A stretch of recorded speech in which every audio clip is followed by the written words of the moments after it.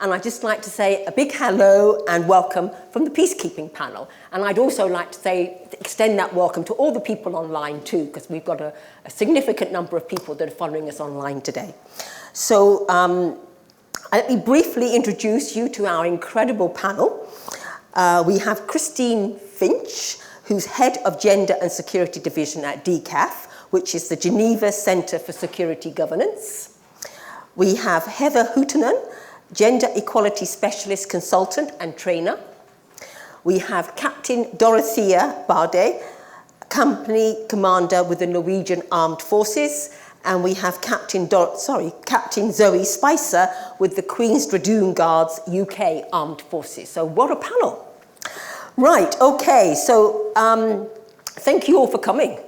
And they'll tell you a little bit more about themselves when they do their presentations in a moment. I want just to share with you the fact that another anniversary. This year is the milestone 75th anniversary of UN peacekeeping. And I don't like to get bogged down in statistics, but I wanted just to share these. In 2020, 4.8% of military, 10.9% of police, and 34% of justice and corrections personnel were women. In 2000, when the Security Council Resolution 1325 was passed, which Juliet mentioned, the number of women deployed was as low as 1%. So we've made some headway, but we still have a very long way to go in terms of achieving parity. I think you will all agree with that. So today we're going to hear about the important role women play in peacekeeping missions and how their contribution makes a huge difference to the success of the mission. We will hear about the initiatives that have been designed to raise the bar for women in peacekeeping and accelerate the number of women deploying into peacekeeping roles. We will examine the importance of leadership, something I'm passionate about, and how we can support more women to step into the critical leadership and decision-making roles. What attributes make a good leader? Well, in my book, it's things like integrity, self-awareness, courage, respect, empathy, gratitude, to name a few. And we'll hear more about that later. We will also look at the progress in the reform of peacekeeping and how we can extend that pipeline so more women, police and military officers will consider and know that they can deploy if they want to. It's a career opportunity. So that's what we're going to be doing. And before we move on and I invite our first panel member to speak, I also want to mention that last year, Juliet and we had the privilege to visit the United Nations Peacekeeping Force in Cyprus, one of the longest standing peacekeeping missions. We were made to feel very, very welcome, and we learned so much, and we're in the midst of writing up our report. The Cyprus mission is particularly important as it was one of the first missions to have an all-women leadership team. So a special welcome to all our friends in the audience with us today from the Cyprus mission. And now we're going to have little presentations from our panel members, and then we're going to have some questions that we're going to discuss. Then we're going to open it up to the floor, and you will all have loads of questions, I hope, that you want to ask. And to those online, please put your questions in the chat box. Okay, over to you, Cristina. Oh, thank you very much, Barbara. So I'm Cristina Finch. I'm the head of the Gender and Security Division at DCAF, the Geneva Center for Security Sector Governance. My bio is in the program, so I am actually going to just let you read that and skip right to the meat of my presentation, which I think is actually even more interesting. So what I want to talk about today is the ELSI initiative. The ELSI initiative is a Canadian-led, multi-stakeholder initiative that aims to increase women's meaningful participation in peace operations. So it began about 5 years ago. And we've developed a methodology along with Cornell University to be able to assess the barriers and opportunities to women's meaningful participation in peace operations at the level of national security sector institutions in troop and police contributing countries. And the methodology measures 10 issue areas, which range from deployment criteria to top-down leadership, And there's two cross-cutting areas in the 10 issue areas. One is gender roles. So do hidden biases or attitudes about women affect their ability to deploy? And the other is social exclusion. Are women treated as equal members of the team? And the initiative seeks not only to increase the number of women that are deployed, but to go beyond that, right? To really talk about whether women are able to meaningfully participate. Are they given the opportunity to lead, to thrive, to participate at every level, right?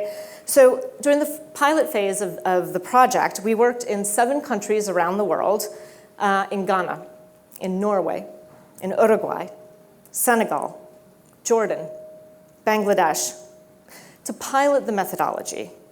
And what this led to was some really significant findings that are data-based about what it takes to make sure that women can participate meaningfully. We produced a global report that we presented at the UN last summer. There are a few copies on the table, but also just rest assured, all of our publications are fully available online as well. So currently there are actually 19 security sector institutions in 15 countries that have undertaken a MOIP. There's an LC Initiative Trust Fund administered by UN Women, from which troop and police contributing countries can apply for funds to either take the assessment or to then undertake activities to work on the areas that the assessment brings to light in terms of the barriers and opportunities. And we at DCAF, we run a help desk to help countries apply for the fund and to undergo a MOIP. Really, the MOIP, what we found is that it's a transformational process, right? It's yielded really groundbreaking data and findings on the barriers and opportunities to women participating meaningfully. And the findings are really contributing to a growing body of global evidence that reveals how gender equality is actually necessary for fit-for-the-future peacekeeping operations.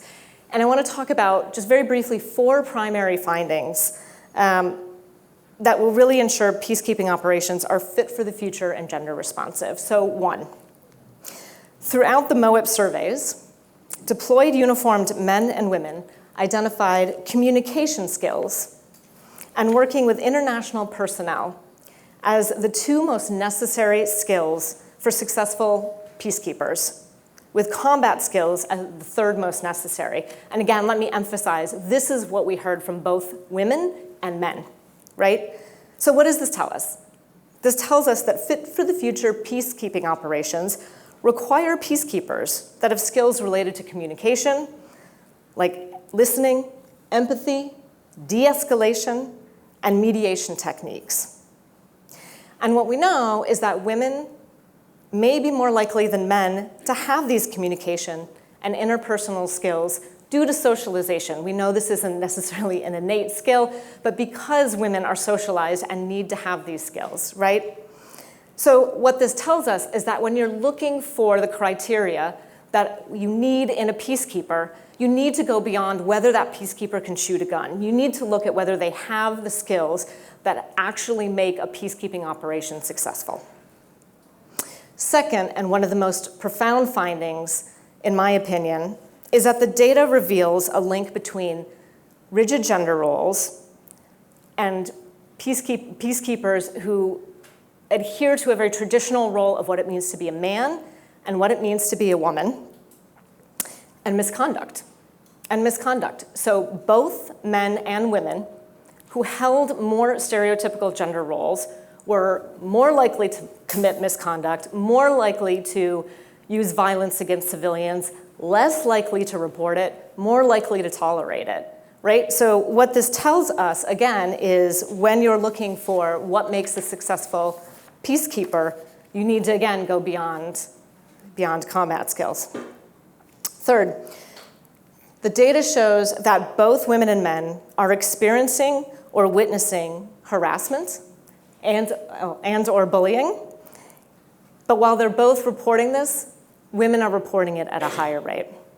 So I know we want to move on to making sure that we have a full discussion of all of these issues. So I'll stop there. And just to say that there's so much more to be discussed with these findings, and I really urge everyone to take a look at the global MOIP and how we can take action on these. Thank you.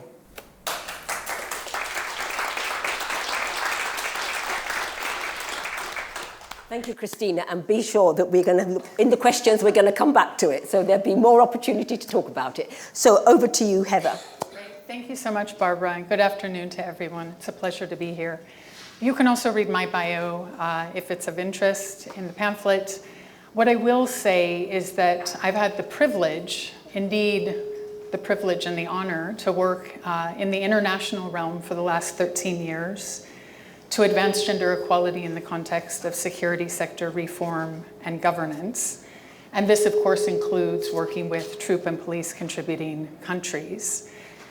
And I have one takeaway that I have learned from this experience that has really reshaped how I understand the work at hand. And that's the extent to which gender-based norms, roles, and stereotypes are consistent no matter where you go. Let me give you probably the most consistent example I have come across. Again, it doesn't matter if you're in Norway, if you're in the UK, if you're in the United States, or if you're in another context. Men are protectors and providers. Women are mothers and caretakers. We reinforce and enforce and maintain and continue these gender norms and roles using stereotypes. These are the narratives that we tell ourselves, we tell our children, our communities, our spiritual institutions, our governments, in order to maintain this separation. And what do we tell about these things? We tell that men are strong physically and emotionally, and we tell that women are weak physically and emotionally. We tell stories about how men are logical and rational, and that sets them up for leadership, doesn't it? And we have a narrative about how women are empathetic and caring. Doesn't that set them up for support roles? What's that quote? Behind every great man, there's a great woman. We still hear that. This is a common narrative that we have all over the globe, and it has profound implications for social, political, and economic organization of our societies, including how we think about security. What is security?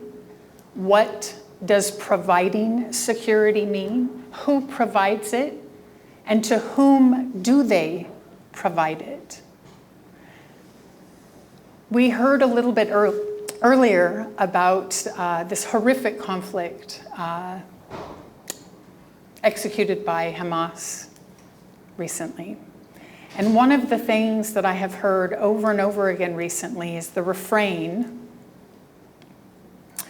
women and children killed, slaughtered, harmed.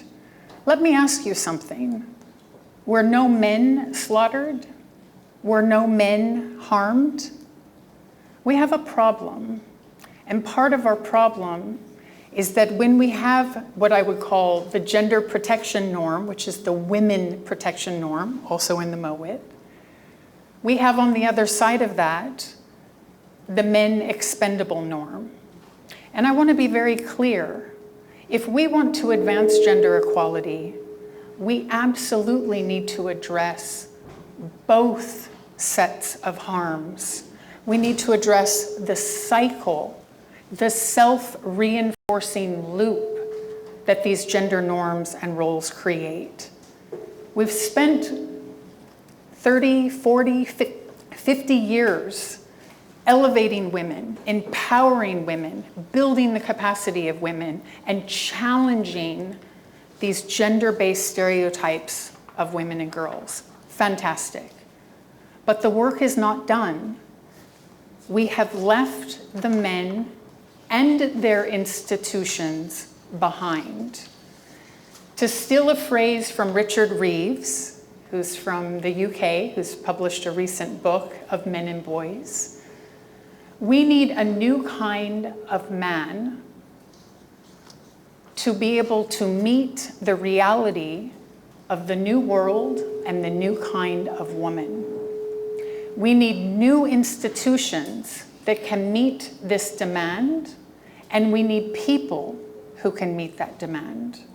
And that means thinking about how gender equality is actually the mechanism to create enabling conditions for more women to enter security and justice institutions, to deploy to peacekeeping.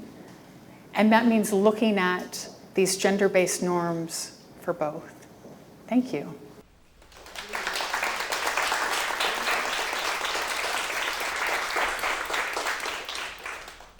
Thank you, Heather. I'm sure we'll go back to that and then when we have the questions and the discussion. Right, okay, so Dorothea. Thank you, Barbara, and good afternoon, everyone. My name is Dorothea Bade, and I am a captain in the Norwegian Armed Forces. And you may sit here now and think, why are you sitting up there? I thought about that myself. But I am here to speak about my experience as a woman in a man-dominated organization, the army, what I've experienced, what I see as the challenges. I'm not saying that what I'm about to say is correct, but this is my personal experience. I do have some challenges I think might be the reason to why we are where we are at today, and I hopefully will be able to give you some solutions. First of all, I just want to give you a little bit about my background. I have now a little bit more than 10 years of experience from the army. I started off as a conscript, where I, for more than 6 months, served as the only woman in that unit. Best time of my life. I then did NCO school. We were a bit more women at that time. Then I went into officer school.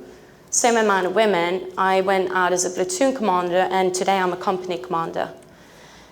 And in my unit today, we're almost at 40% women. The problem is, when I started off in the army, I was very reluctant and avoided anything that had to do with the gender topic whatsoever. Once I heard the word women meetings, inclusiveness, gender equality, I got really, really reluctant and just thought, I cannot be part of this, because I was so afraid of being branded. I was so afraid to be that person as a woman and not part of my team as equal to my men colleagues. And I think this has luckily changed, which is why I'm here now today. But it took me some time, and it took knowledge. I did not know what this was really about, because every time I heard the word gender, I thought, oh, gender equality.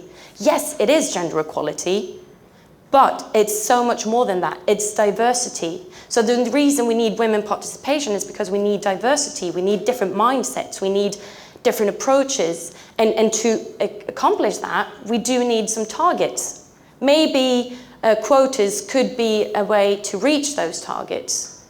But if you look at the challenges I've stated here, I actually forgot my main point, but it's all about maximizing operational impact and increasing the effectiveness. When I understood this, and this is not just women participation alone, this is gender perspective. This is, yes, it is gender equality, but it is about making it better and making it work for all of us. And some of the challenges is, I believe, related to lack of understanding in education, because I didn't know. No one told me that this gender meeting was about diversity and explaining why and how to include women so we can accomplish just that. Target numbers and quotas, I experienced it created the wrong motivation. And I do believe that we today have too much focus on the political targets. I'm not saying we don't need them, because I do believe we do. They do create, if I could have the next slide, please. They do create, make us accomplish, set some targets and actually use policies and frameworks to reach these goals. But the problem is when these policies and target numbers go from being a necessity to an obstacle, making women like myself not want to relate to it, not want to take part in this. This is where we got to be really, really careful. And going back to what Heather said about we need to address all the issues, not just the women.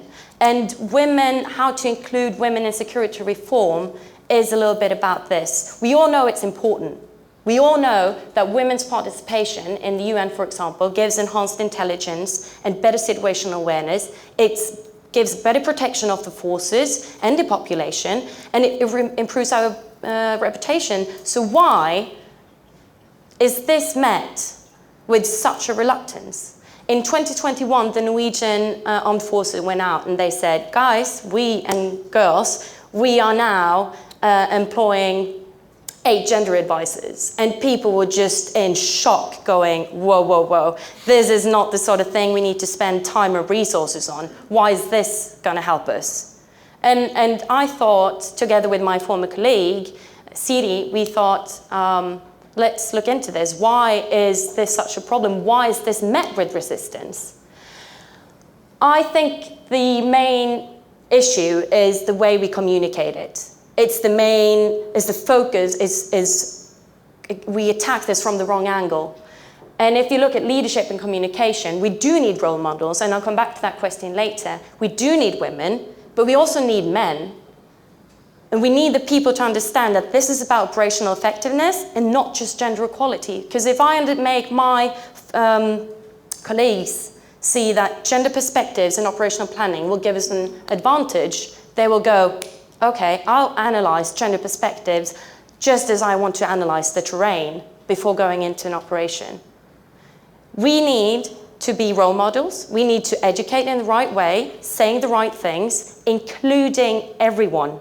We need to take responsibility, and I wrote backward selection. It's reverse, excuse me, it's just a lack of English skills, but it's reverse selection. So we need to look at what do we need to accomplish? Who do we need for that? Maybe we do need a woman. Maybe we do need someone who speaks Norwegian. Usually don't, because no one except Norway speaks Norwegian. So my point is, we need to look at what do we need for this specific operation, so that we, as a unit, can be as operational effective as possible. Okay, thank you. Thank you.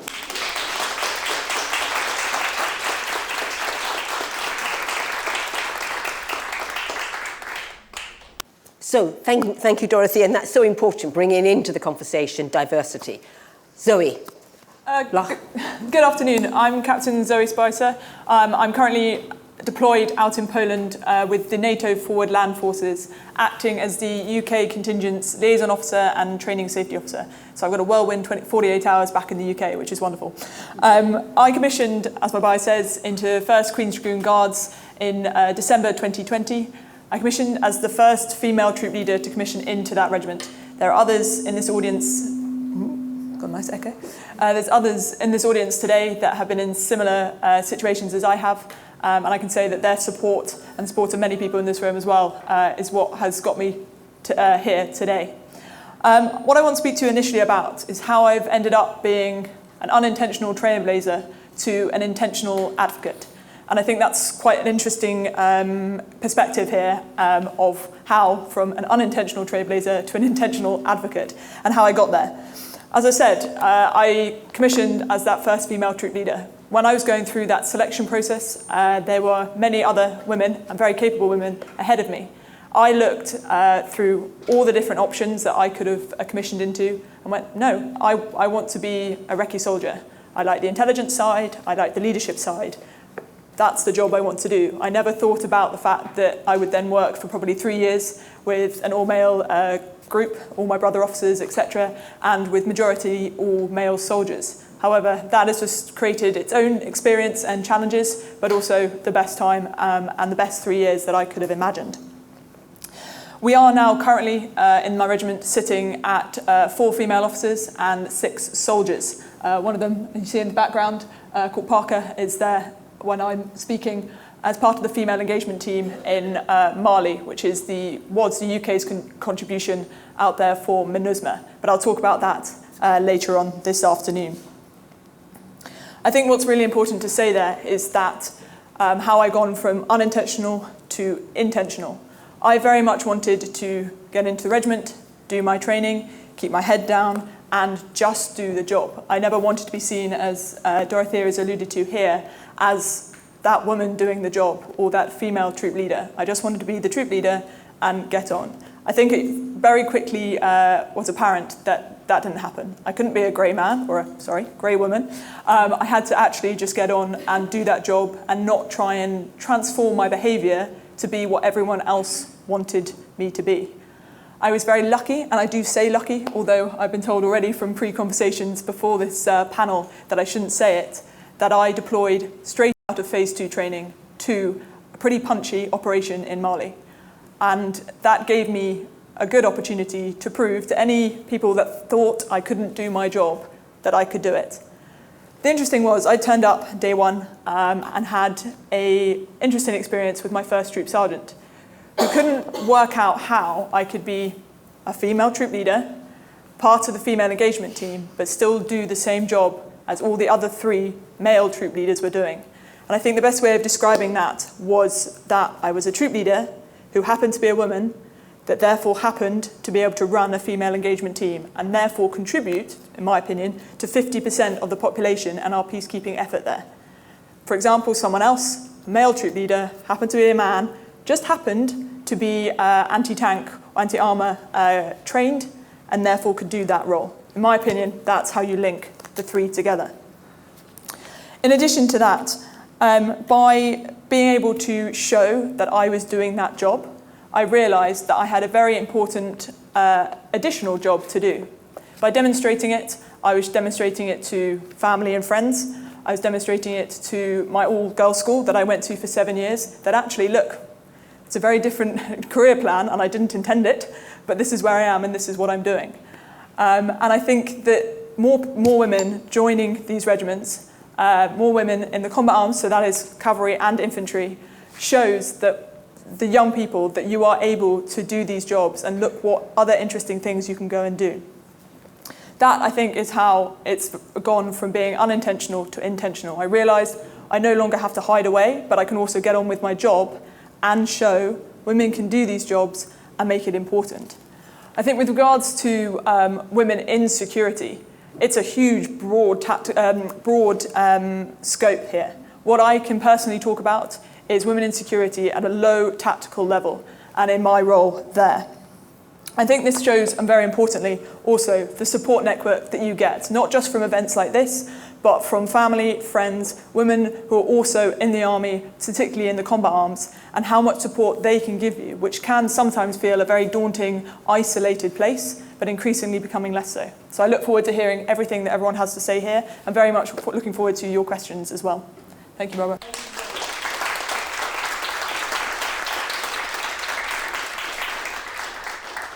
Two really important points there. It doesn't matter whether we're a man or a woman. What it matters is we're recognised because we've got the skill sets to do the job. And that's all that matters. And the other thing is role models. We need role models. People need to be able to look in and see themselves in that group and say, I could do that. If you can't see yourself, then you don't know that you can, you don't see yourself in there doing that job. So role models are hugely important. Okay, so let's move back then to Cristina. And coming back to the MOEP tool, which we know, as Cristina said, can be transformational. Can you tell us a little bit more, drawing on your experience, how the application of the tool or MOEP is actually making a difference? Yeah, sure. Really happy to. So what I said earlier is that even the process of going through this MOEP assessment is transformational. That's what we found, right? So you need to have senior level buy-in for this to even happen. So right there, that's a great step towards gender equality. And the methodology requires, data collection. You've got to ask your troops or your police, you've got to ask them questions, you've got focus group interviews, and it really starts to open up that space for discussion that maybe wasn't there before, right? And I've heard from so many senior leaders from NATO countries like Germany to Uruguay that they really didn't truly understand what their women colleagues were going through, right? And I think one of the most important discussions it's opened up, and there's so many critical findings that I really wanted to mention, was mental and psychosocial health services and support.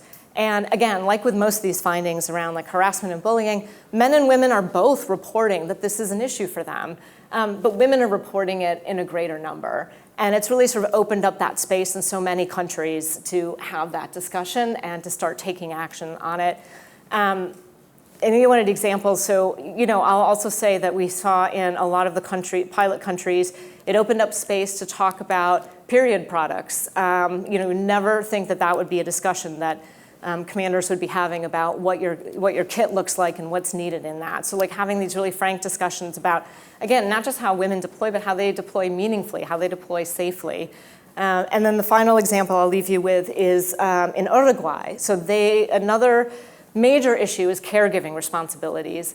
And Uruguay has now received permission from UNDPO to do a 1-year pilot of 6-month deployment rotations to try for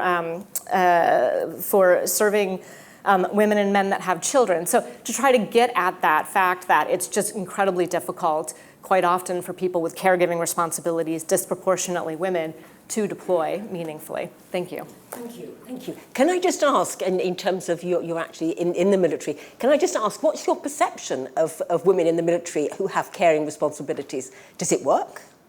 Are they supported? It does. I think it's increasingly more supported. Increasingly more supportive. And I think it's only recently the British Army brought in sort of co-parenting like maternity, paternity leave, etc. And I think it's something that is developing slowly as more, particularly dual-serving couples as well, as we go through. But I think something can always be bettered. Yes. But definitely British Army is working on it and is doing a pretty good job. Things are happening. Exactly. I was very quick on saying it does, but I want to emphasise that it depends what country we're looking at, what are they used to, when did women actually, when were they first included in combat arms, etc. So we can't just expect a change to happen like that, and we have to be patient and work with it gradually. We actually spoke very briefly before the talk about how, for example, if we wanted to have children, how would we plan our family life and our careers? And I think, particularly in the combat arms, which we can relate to, no one's really done it yet. And if they are, it's a work in progress. And actually, how can we continue on our career path and still be, for example, company commanders, squadron leaders, etc., and find that balance and have the support along the way. But it should be a continuous pipeline. There shouldn't, the fact that you've got to take time out, it should be a continuous pipeline in terms of where you want to be in terms of your career. I think there's that increasingly understanding that the pipeline might not be exactly the same, but also how you find those differences and how you support individuals, both male and female, along that journey. And it's not been worked out yet. So no. I think I'm in a lucky situation maybe of working that out along the way and see if we can help it for future generations to come. Well, I'm sure you will. Okay, then coming back to Heather, we talked a lot about, and you may have some comments you might want to make on MOEP, but can we actually just come back to advancing gender equality? And is it as critical as is advancing gender equality as critical as focusing on the efforts to increase representation? Or do we need both in terms of gender equality, but we need the numbers as well? But you can't have one without the other. Right, so good question. So I think what I would argue is that what we actually need to do is expand our scope and approach from focusing on increasing the representation of women to addressing gender equality. And let me give you 4 very concrete examples that have come up already here. So let's just take this one of maternity leave and paternity leave. We have this narrative that men are providers and protectors and women are mothers and caretakers. This is fundamentally why we see policy frameworks at our state and institutional level that give maternity leave to women and don't give paternity leave to men. If we want to do something about this imbalance, we actually need to shift the narrative, not just move women into the workplace, but move men into the home and family. And we need our societies and our institutions to honor and support that. Otherwise, women simply just have two jobs. And so we need to move away from just focusing on what women need. They do need those things, but we need to think more broadly about what does it mean to advance gender equality and how is that better for everyone.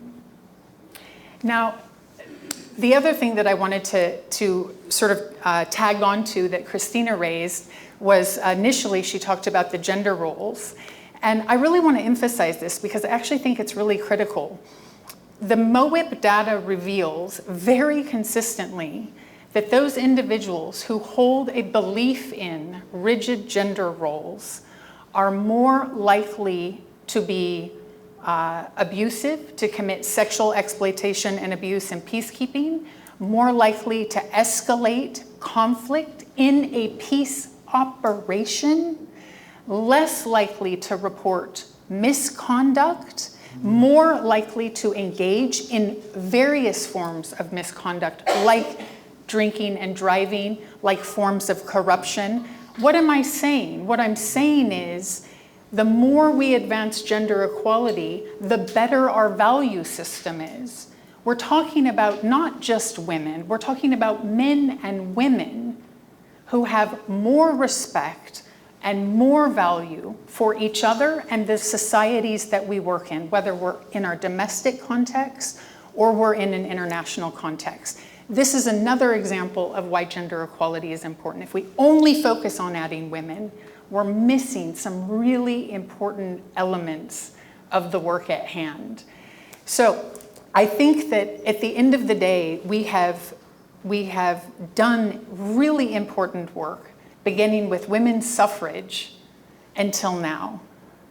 But what we have not done is looked at the ways in which gender inequality harms not just women and girls, but boys and men and everyone in between, our families and our societies, our communities. And there's really good data on this that shows that gender inequality is harmful to all of us. That is the narrative. This is the strategy and approach. And we can think through then, what are the activities, interventions, practices, and policies that we would support and implement in order to truly advance gender equality, creating fundamentally enabling conditions for everyone to be able to do their work well. Thank you. Okay. Okay, we can come back, but I'm going to move on now because I wanted to talk to Dorothea a little bit more about leadership, which I'm passionate about and Dorothea is passionate about. So can you tell us a little bit more why leadership is so important? Leadership or women in leadership? Women in leadership. Women in leadership. So it's a good question, isn't it? Why is women in leadership important? And I think the easy and short answer to that is diversity. It's proven, right? And role models. So one thing is how we address the challenges once women are included in the security sector. The other thing is how do we ensure they stay? How do we recruit them and how do we make sure they want to work there? How do we enable this working environment that is attractive to women?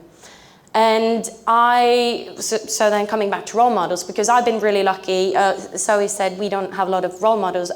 The Norwegian Armed Forces, we actually do have a couple. And May last year, I started my job in UNFICYP, the UN force in Cyprus, working as initially an adjutant and then a military assistant to the 2-star general force commander of that mission, General Ingrid Gjerde.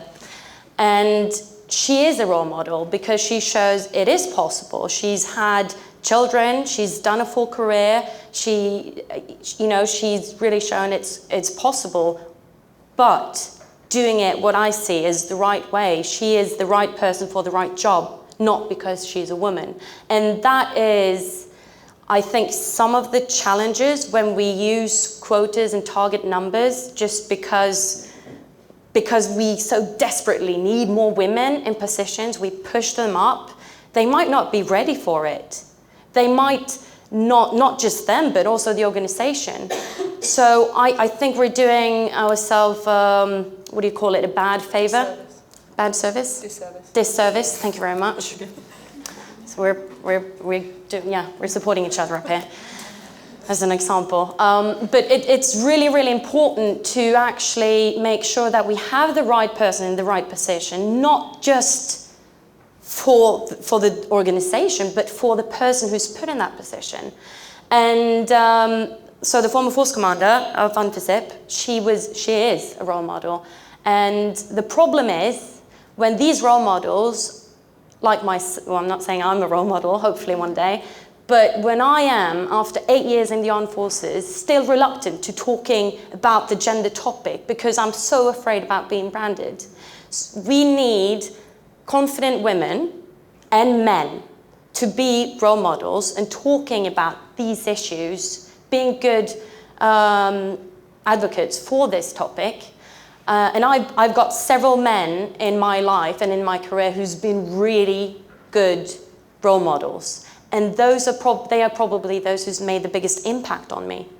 So it's important for diversity, it's important for role models, and it's important because it makes us all much better. Thank you. Okay, I know I've got to manage the time, so time is moving on. So I'm going to come to you, Zoe, because we want to hear a little bit more, and I know you want to talk about your Mali experience. And what impact do female engagement teams have on the effectiveness of peacekeeping? Absolutely. I mean, obviously I don't want to hop on too much about our time out there, but also specifically looking at that female engagement team and how actually it came about.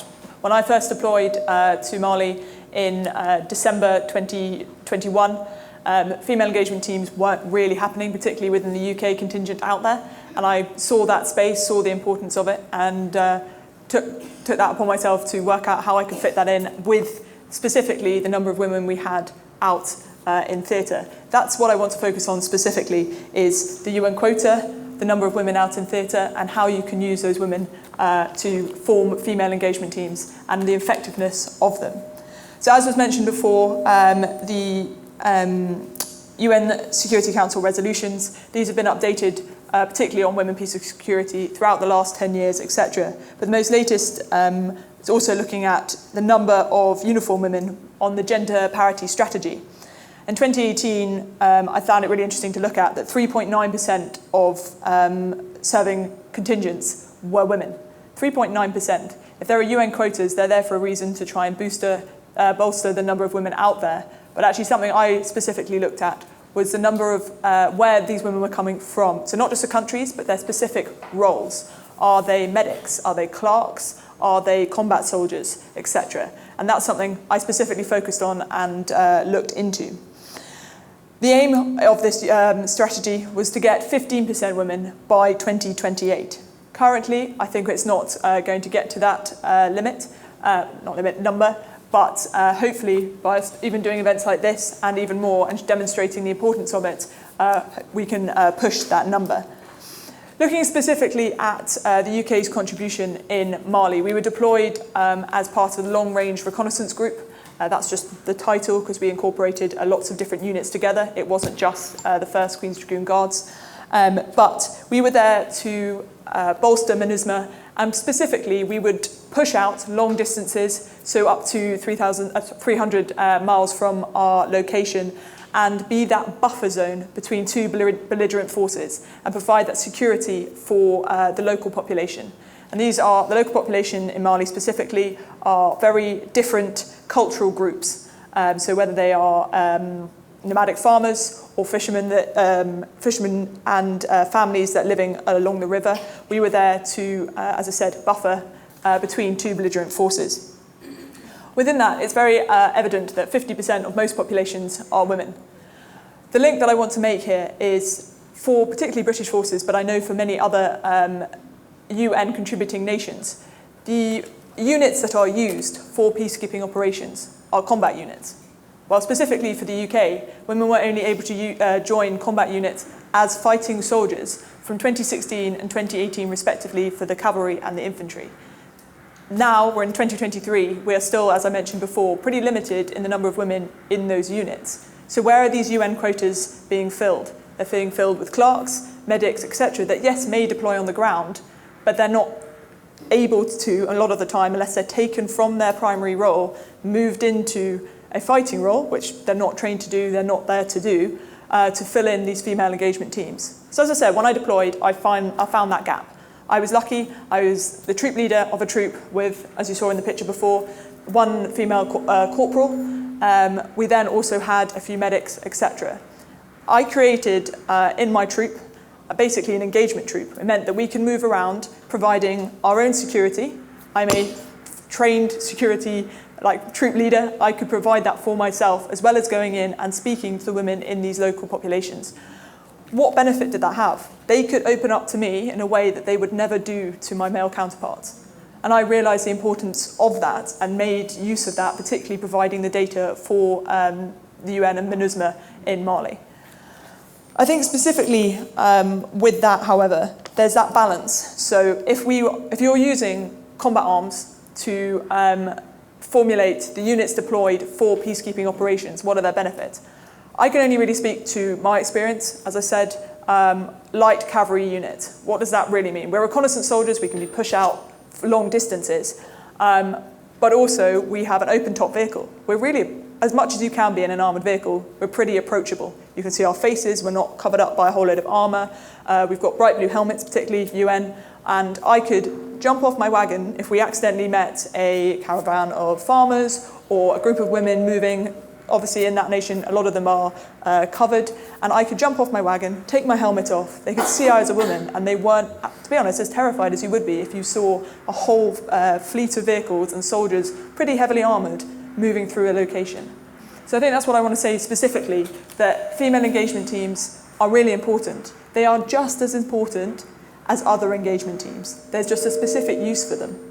And I think increasingly, with women continually joining combat arms and creating it, we are bolstering our workforce, bolstering the effectiveness of peacekeeping operations if we are, yes, fulfilling those quotas, but fulfilling those quotas in the right way, if we're continuing to use particular units for peacekeeping operations.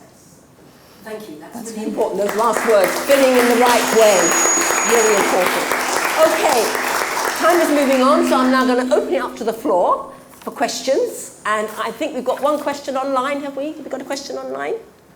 Basically, the answer to the data question is what came out through the MOIT methodologies in those pilot countries was across the board, both men and women who held stereotypical roles of what it means to be a man, what it means to be a woman. There's a correlation there with how likely they are to both commit sexual abuse and exploitation, escalate situations, and how willing they are to report them. So that is in the data in the MOIP that you can look up online, and the findings that then that leads to.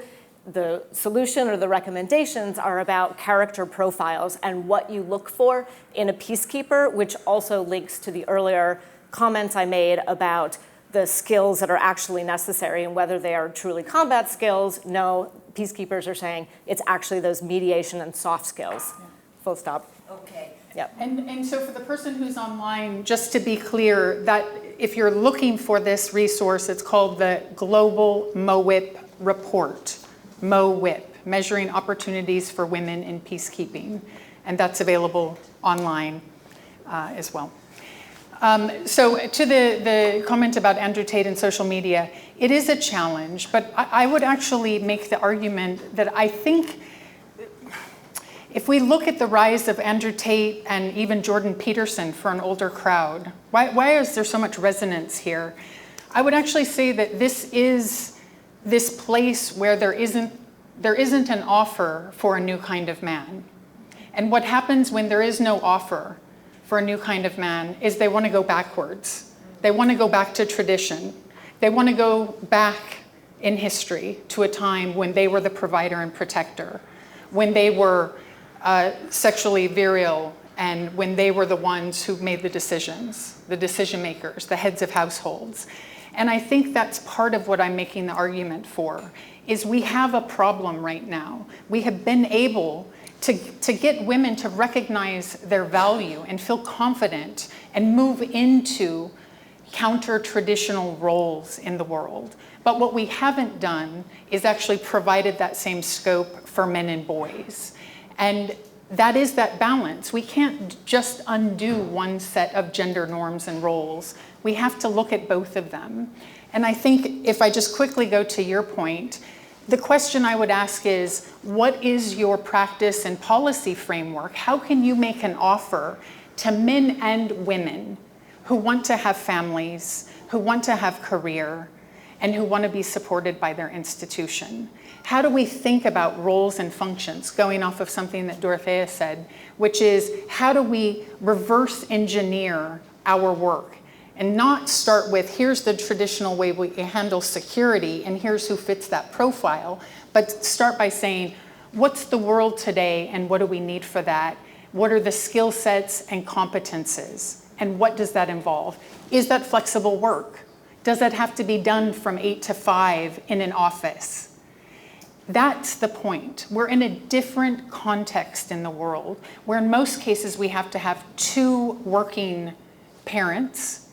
And so what we need to do is say, how do we create conditions for families to be successful? That's gender equality, and that's good for everyone.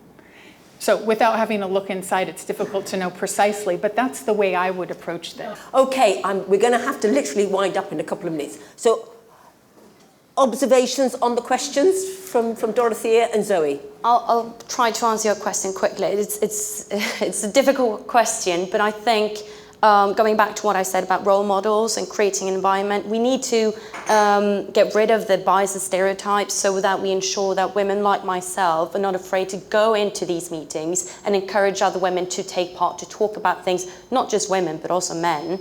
So that's the first thing. And the second thing is what we've done in Norway. We've just, because this happens everywhere, unfortunately, we've implemented this thing called, in my team, where I'm not going to compare the Norwegian armed forces to any other armed defense, but we have a much more of a flat structure. So we go into teams from all levels and we talk about strengths and weaknesses at all levels. And this is now something that we're obliged to do. Which might be able to put, create this environment, this structure that you asked about, to ensure that we have this environment where it's the threshold is much lower. Yes, and the other point is that on the Cyprus mission, one of the units had put in place regular meetings. Yes. Where they actually sat down and discussed all these issues on a regular basis and found solutions together. So we can probably say Zoe. Something about, because that's British. I think I can probably answer a bit of both of your questions. The first one is any horrendous events that has happened within the British Army, etc., over quite a long period of time. I think it can come down to, or personally, I think it can come down to a few issues, is recruitment, integration, and retention. And I think that we've got a lot of work to do, and I say we because I'd like to have a huge part in it, and I think that's why I said, as that advocate, I think we can have a huge part, both men and women, to improve that throughout. And I think that will improve that lived experience, but also to assist in any individual, and I say individual because it's men and women, etc., to have a better time and actually prevent anything happening in the future. So I'm saying not perfect, but there are many aspects that and issues that are being looked at to support that. For example, and I've quite a lot of work into it at the moment, we have Army Service Women's Network. We also have BAME networks, we have parental networks, etc. And I think the more emphasis that are put on these networks, the more support individuals have at any level, and also particularly rank range. You never know what people are comfortable in talking about. If you create this no rank range structure in these networks, people are going to be more happy to talk about certain issues, and therefore that help will be provided there. I think one more comment I wanted to make is I think looking at for white women, I want to make a point here that we can only speak from our perspective and to look more at an intersectional level. I think it's happening, and I can again speak for the British Army, it's very much happening on these networks I spoke about. And I think if we can try and link together all of that in recruitment, retention, integration specifically, I think we can have more of a positive impact on that. But I think it's also learning from experience and getting individuals to stand up and speak about their perspective and the time that they've had, whether that's in a civilian perspective, in a military one, or in any different roles. But I completely recognise your point there, and I think we can only really speak from our experience, but it's just as important or even more. But just to add on the back of that, the other thing we need to do is to be more open and transparent, because I am quite sure there are many, many, many young people out there who just do not know that these career opportunities exist. So therefore, we've got to do an awful lot more work in schools. And I'm appalled that when I was in school, I didn't get any career advice. And I'm appalled that I still hear young people today tell me that they don't get any either. And I'm thinking this, I thought we would have moved on by now. So we've got to get really better in terms of transparency. Right, I'm going to give Dorothea the last comment, and then we're going to close. I'll be quick. It's a leadership responsibility, and we tend to forget that. But we need leaders who dares to go out and say, you know what, Dorothea, attending this conference is awesome. She's not a feminist just because, not that there's anything wrong with feminists. I love feminists. Just that's clear. But I do not need to be a feminist just because I am here. I'm here speaking on behalf of men and women and all people of the society. So the problem is, when I am here, there will be people back in my organisation saying, oh, she's just there to talk about gender equality, which, by the way, is only about the women. Then what I need are leaders who are respected, in position to influence, to say, well done, this is good. You're now fronting, you're being an advocate for something really, really important. Because if you are a respected leader, that person will be heard, and the people underneath that leader will follow. So it's just well said, well said. Okay. Right. I need to draw our session to a close now, because we are running just a tad late, because the whole thing just started off a tad late. So, but I want to thank you. I want to thank the panel. I want you to thank the panel, because I hope, like me, you've been inspired, and I hope you'll all think of something you can go away today and take from this and do in terms of helping us trying to achieve the change that we're trying to achieve. So thank you all so much.